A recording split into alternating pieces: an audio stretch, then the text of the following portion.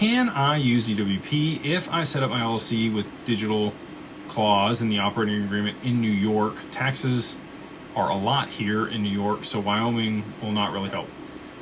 You do have to file a foreign entity there in New York. Any of the super liberal states that have a bunch of state tax, they're not going to let you like squeak by. However, you can use the full breadth of the tax code. You're going to get the anonymity and you're going to get the creditor protection if you set up the Wyoming LLC. Adding a clause to the operating agreement, I'm assuming you already have a New York entity is what you're saying, and you're just going to add a clause.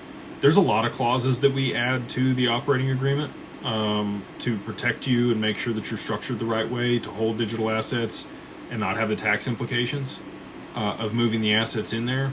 And they also, the way that we structure it gives you a lot of liberty for things that you can do with the assets versus, just adding one line to your operating agreement. You might contact an attorney in Wyoming if you wanted that type of language to put in your New York LLC, but the regulations in New York are very stringent around crypto. You have to have a BIT license in order to be able to operate there. It's just not a crypto-friendly state.